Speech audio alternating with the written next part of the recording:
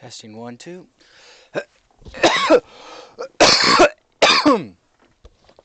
Ha! Hey, Pritchard. Um, Glad you get to see this. I just to let you know, like I love looking into these kind of projects. Is like, yeah, it's all there, just a little bit of tweaking, and we can get it to near perfect. So just over the video, I just kind of wanted to show you what I did, just so that you don't have to make the same mistakes you may have made previously. And once you know the process, at least how I've learned it, it gets very easy. You start bringing in your assets, and you do it right the first time, and you never have to copy your mistakes everywhere. So without further ado, I'm just gonna get into all the little things I found on your project. So the first big thing here is I'm gonna just zoom in on the spaceship here, um, and the first thing is this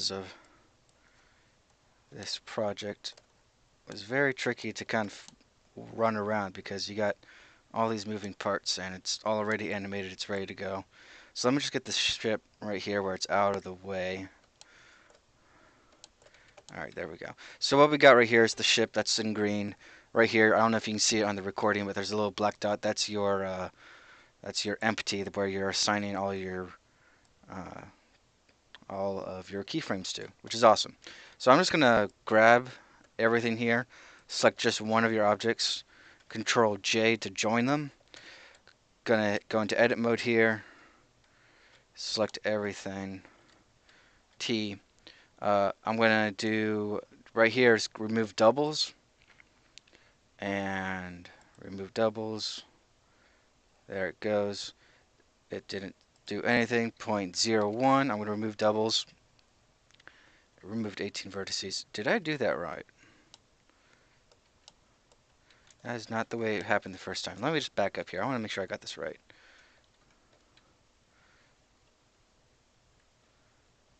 Uh-huh.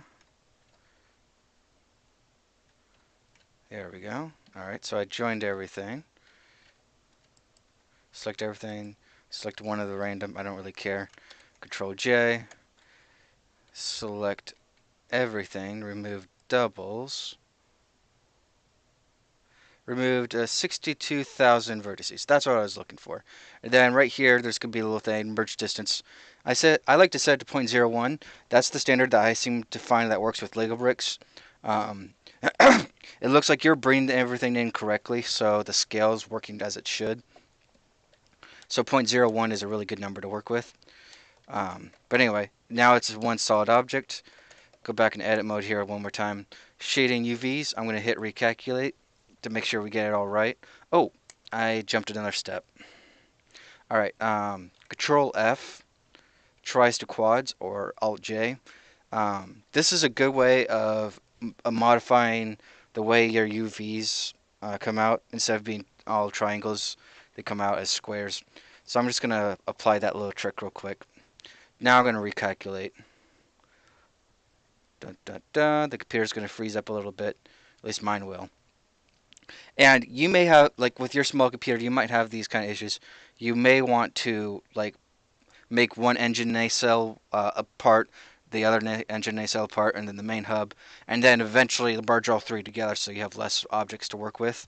Obviously, if you're wanting to do explosions or something in the future, then you should save this file, do all this editing, and then later on you can do your explosions in a different version of the ship. But this way you can simplify the mesh so much so that it will speed up your rendering and really speed up your workflow because you're dealing with less vertices that are not doing your project any good. Alright, so that's fixed. Set the smoothing to smooth, and you'll see it comes up with this ugly blob. I'm just going to go to my modifiers, add modifier, and I want E edge split, and boom, it comes out just as it should. Almost everything's going to be perfect. You can play around with it if you want. I never bother. I think it comes out just fine as is.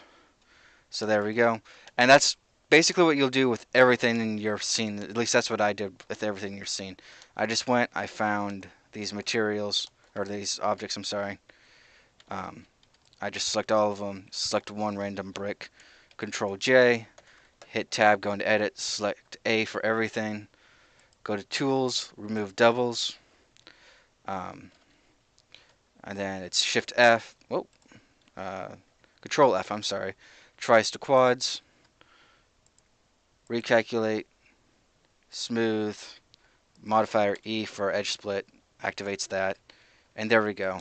And you can kind of see the difference between this, where we got a lot of black right here, and this where it's one nice smooth object. And that's what we're looking for. Um, and removing the doubles again, it may not even affect your rendering times, but it'll affect your modeling times. It'll affect the amount of time your computer is trying to think about where the object is in the program, and that will just speed up the time it's taking for you to bring all these assets together, especially when you're on a lower grade computer. All right, so that was it for the meshes, pretty much. At least that's all I bothered with doing. I'm sure there's other tricks I could probably think of, but for now that's good enough. I'm just going to jump over here to your rendering. 1280 by 720. No, thank you. 1920 by 1080. That's the minimum I work with. In the sci-fi world, in the CGI world, better yet, you really want to be presenting the best of the market, in my opinion. And so I always try to work with minimum 1920 by 1080. With my current project, I'm actually trying to go for 4K, but or at the very least, whatever the next step down, the 1440p quality. That way, I don't have to. For one, it lets me do extra editing on the side because I can then crop it down to a 1080 if I feel I need to. But also, it just looks a lot better. Um, we go to sampling. We don't need 2,500 samples. I'm going to set this to 256 is what I believe I told you to do when I gave you the file earlier. Um, go to denoising. That's going to be under your scene management. Turn on denoising. I set it to 0.1 by 0.1. And that's all I bother with. I don't play with any of the other settings. You're more than welcome to, but I find that works the best on my projects. Go to scene management. I'm sorry, go to world management. Nope, that's not it either. Go back to scene. I'm sorry. Passes. We need to turn on emission to get the glow effect. Turn that on. And that will give us the control when we go into composition to do all that editing. So we got the ship. I don't believe I did some changes to your materials, but they really weren't that big of a change. I made the red that you had coming out of here a little bit brighter, but it didn't really need to be that bright. I didn't really need to change anything anyway. So I'm just gonna drop in here. I'm just gonna choose a scene here real quick, render that out. All right, that should be it. All right, and I'll just take 2 minutes and 20 seconds is what the last one took. So we'll see how long this one takes.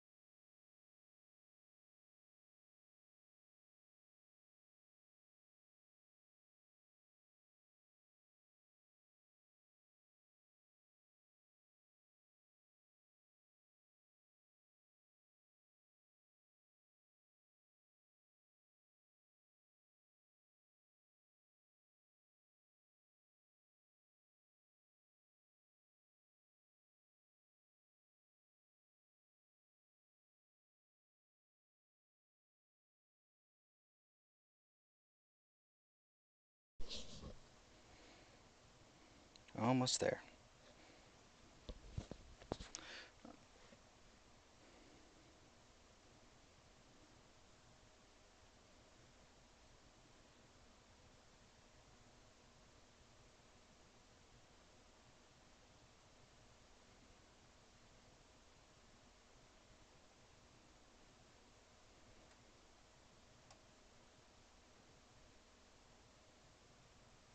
Alright, so there is our new image.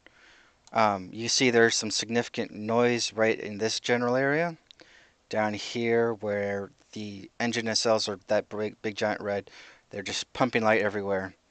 Uh, and that's generally not the best. That took me a minute and 44 seconds. I'm going to go over here to light presets. And I'm going to change it to full global illumination.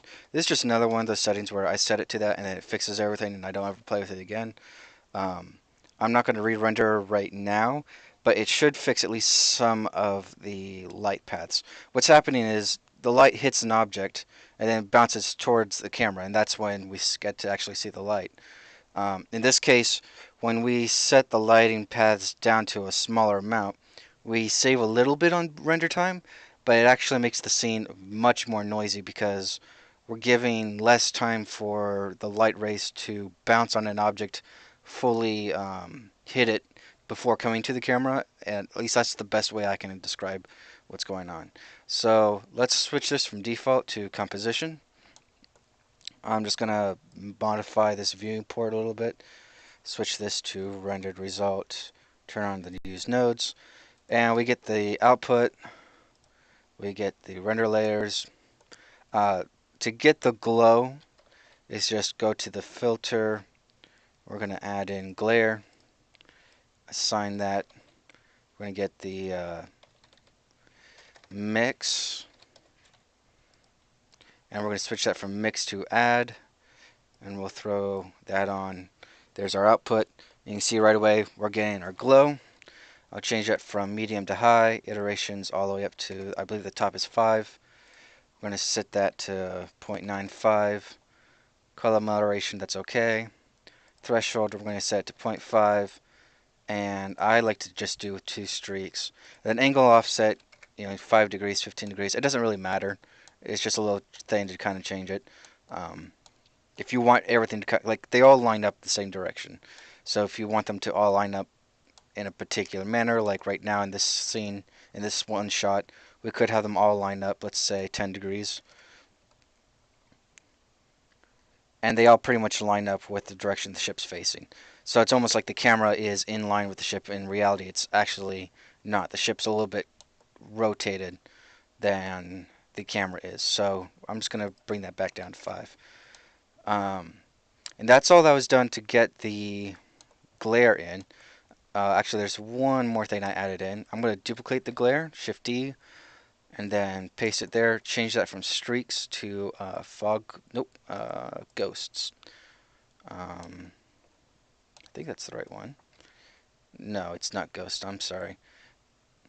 It's not streaks. It's not. I guess it's fog glow. Yeah, fog glow. Give it a second to composition. And what it does is it gives everything a little bit of a nice glow. I'm going to set the threshold a lot lower. The threshold is the minimum amount of light a light source has to be emitting before the filter takes effect. So it's really important to crank that to a really low level if you have lights but you don't necessarily want them applying a lot of light to the scene, but you do want that lens flare. For the streaks, the color moderation, if I put it to say 0.8, instead of being this nice red right here, we get this really crazy kind of bump bump bump effect, and the white lights you can see really comes off. So it's really fun setting to play with, but you kind of want to do it in moderation. Don't go too extreme where you're gonna regret it yourself. But yeah, that's basically the biggest points that I did to fix up your scene a little bit. This render is coming out a minute 44. That's a little bit better than what I was doing before, but I know I did a little bit more, I think, with the settings that may have actually brought up the time. Obviously, on your computer, it'll be a little bit different, but that way in the future, you know how I did things to get your project put together. I'm just going to go ahead and open recent. I'm going to open up one of my um, works that I've been putting on for my project. And I mean, really, we're kind of set up in the same ways. Like, I have a bunch of lights. I got the backgrounds going, but all it is I come in, I start. Let me just bring this in here. I import via Collada. Let me just go to my Lego folder here. Um, I'm just gonna bring in minifig 1. So there's a minifigure. I select everything. Uh, we're gonna do tools, remove doubles. Control F, tries to quads. Recalculate, smooth, and then I'll go to my settings here. F. Oh, sorry. E. Get rid of that fluid thing. Don't need that.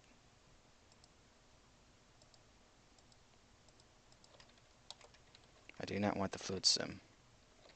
There we go. Alright.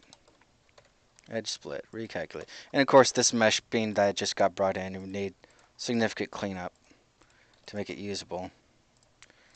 But I'm just going to stop the video at that point. Um, it's just really important when you bring in these meshes and whatnot that you clean it up as best you can.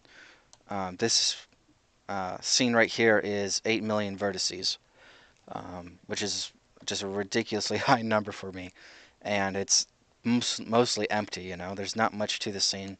I've removed all the Lego logos because it just takes too much um, render time to get those in there. And I might put like a flat image and put the Lego logo on there, but not likely. But yeah, that is pretty much it. I guess I could show you just real quick like a material or something so that you could recreate. I'll just grab one of these lamps here. I create a new layout called materials. It's just my own layout. All it is the viewport, layer, nodes layout, and then my textures, whatever I have going on in the project. So this is what my node layers look like. I have the color, just a regular diffuse, glossy. That's going to give me a little bit of glossiness to the plastic.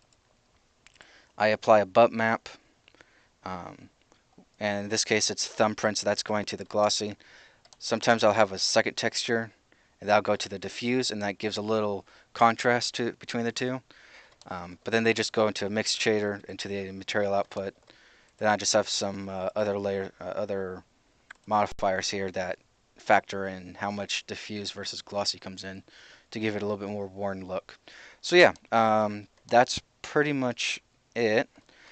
This layout I think is a lot simpler than the materials you were using.